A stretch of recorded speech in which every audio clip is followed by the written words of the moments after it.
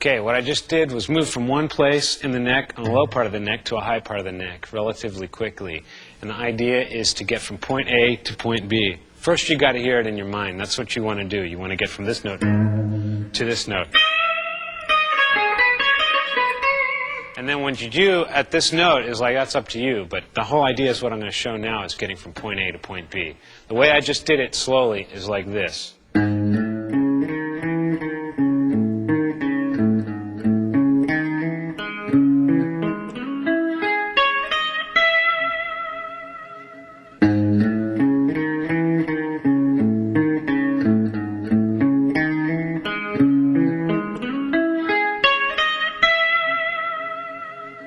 That's the high note, and like I said, you know, take off and do whatever you want after that.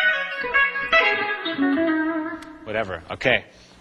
That was moving in like with scales, arpeggios, and all kinds of different things. An easy way to get from point A to point B is use kind of an octave system. Divide the thing up into octaves. Get a pattern, preferably an easy pattern, and move it in the 3 octaves that you have. Let's take this note sequence, for example. And move it up here.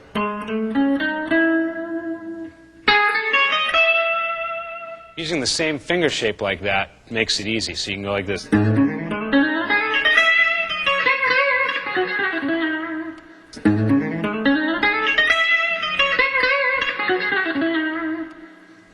You can make it a little bit more complicated and it will last a little bit longer if you do that. Check it out, something like this.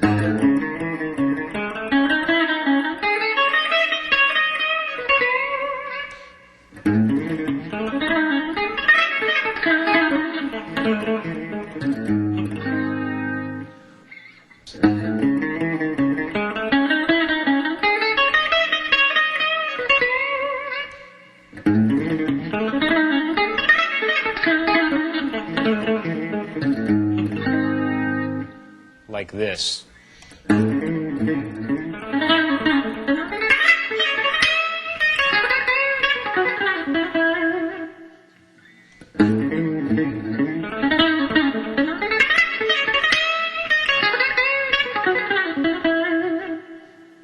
idea is just getting to this note. What you do after that is your own business.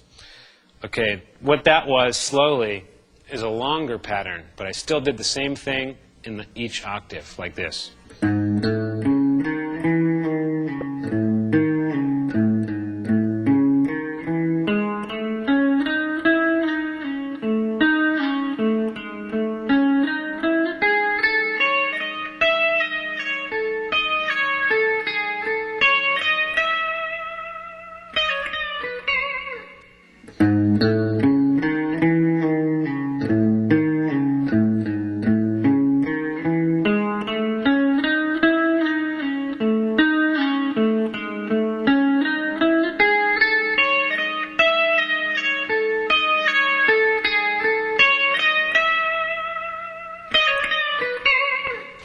Okay? So the idea is you want to hear it first in your mind. Here's point A, here's point B, how do I get there?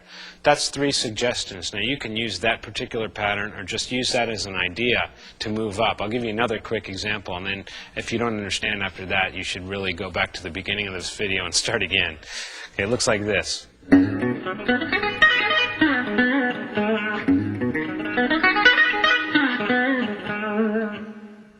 Okay, that was just a minor 7th arpeggio, I guess, going up.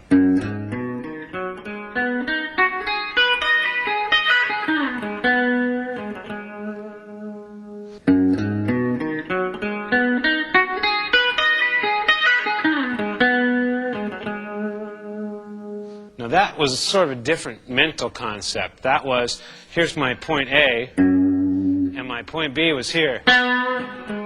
But I wanted to kind of go up and get like really high notes in between before I ended up at the end. So it kind of took me up, took me back down, and took me into the middle. So you get this. And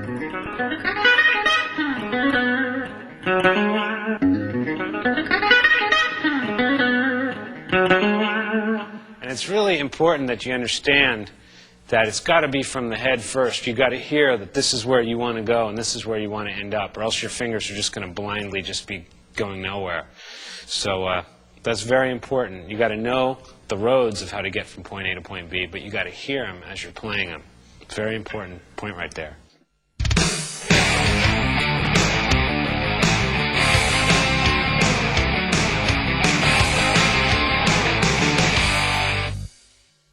Part 3. ここでは日本的なオリエンタルサウンドを紹介します。無理な世界に挑戦してみましょう。When I first started playing rock music, I wanted to learn everybody's guitar parts that I could find, all kinds of fast guitar parts, slow guitar parts, just all the good players. I wanted to learn everything. And so after I learned a lot of rock playing and a lot of rock guitar feel, I kind of wanted to find something new, so I looked at classical music and I looked at foreign music and I looked to music from all different countries, you know. When I got to like Indian music and Chinese music and Japanese music, I got really inspired because there was a whole kind of music that's been in existence for so many millions of years. I mean, it's probably actually just ever since time began, and it's had that much time to evolve. And so I wanted to tap into that information pool. And plus the music really hit me in my heart somewhere. I really enjoyed the sound of the music, a very exotic feeling. And so I tried to emulate the sounds of the instruments of those countries, preferably the Asian countries, you know, like India, like I said, and China and Japan. And I really got into that. So I studied a lot of that, and then I pretty much let it just find its way into my guitar playing. So I'm going to just mess around a little bit, and just holding a chord in the background, droning, you can sort of hear, you know, what makes it sound Oriental or Asian. And I'm going to try to analyze it a little bit for you so you can understand what it is and how to do it and how to utilize music from other cultures and put it into your own style. So let's check this out, and I'll mess around a little bit.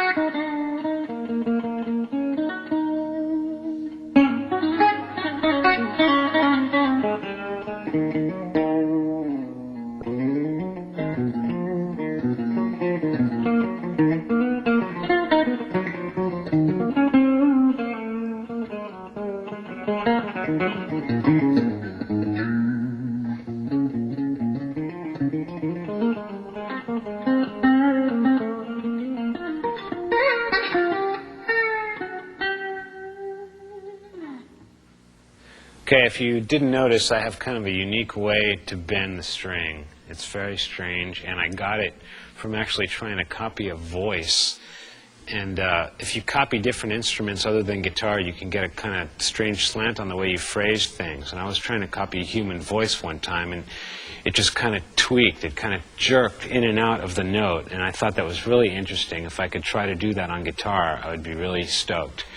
So what it is, you have to have the target note that you're shooting for, and a lot of times I do it from a half step behind the note that I want. So say the note I want is this note E, and the sound I want to get is.